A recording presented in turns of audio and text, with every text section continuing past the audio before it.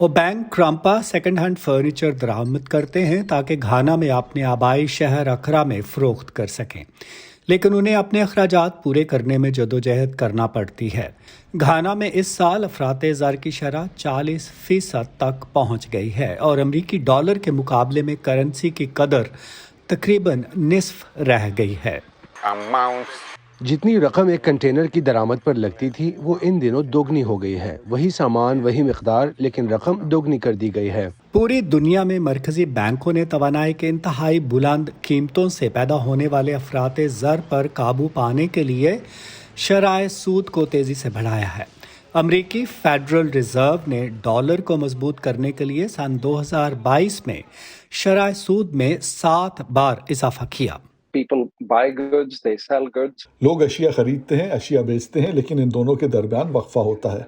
अगर इस दौरान करेंसी की कदर में तब्दीली आती है तो अशिया तैयार करने वाले को या ख़रीदार को नुकसान हो सकता है।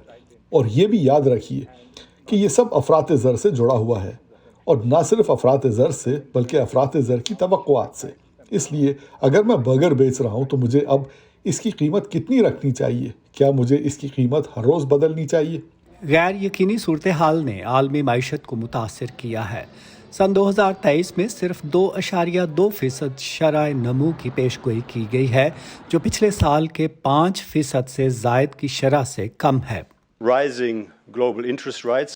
आलमी शरह सूद में इजाफा कर्जे लेने की लागत में इजाफा कर रहा है और बहुत से घरानों, कंपनियों और हुकूमतों पर दबाव बढ़ा रहा है।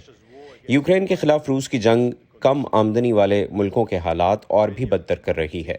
इनमें से बहुत से ख़ासतौर पर खुराक और तवानाई की बुलंद कीमतों का शिकार हैं। इसके अलावा आलमी मालियाती हालात से जुड़े होने के बायस इन मुल्कों में कर्ज़ों का मज़ीद दबाव बढ़ रहा है। इस दबाव को श्रीलंका में शिद्दत से महसूस किया जा रहा है, जो 1948 में अपनी आज़ादी के बाद से बदतरीन माली बहरान का शिकार है। हुकूमत मई में नादहिंदा हो गई क्योंकि अफराते ज़र की शरह 70% तक पहुंच गई। हम मुर्गी, मछली या कोई और गोश्त खरीदने के मुतहम्मिल नहीं हो सकते। हम सिर्फ सब्जियां और पत्ते खाते हैं। हमारे लिए अपने बच्चों को स्कूल भेजना, यहाँ तक कि उन्हें मुनासिब खाना फराहम करना भी मुश्किल है। हम एक बहुत मुश्किल दौर से गुजर रहे हैं। दुनिया भर में मजदूर बेहतर तनख्वाह का मुतालबा कर रहे हैं क्योंकि उनकी उजरत महंगाई की नज़र हो जाती है। बरतानिया में नर्सें और एम्बुलेंस वर्कर्स इस माह में हड़ताल कर रहे हैं।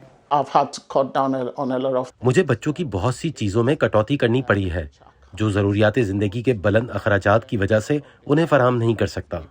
सन 2023 में अफराते ज़र की शरह में कदरे कमी की पेशगोई की गई है, लेकिन जैसा कि यूक्रेन में जंग अभी जारी है और तवानाई की कीमतें बुलंद हैं, नया साल उन अरबों लोगों के लिए बहुत कम राहत लाएगा जो गुजारा करने की तगदो में हैं। हेनरी रिजवेल के साथ नदीम याकूब, वॉइस ऑफ अमेरिका।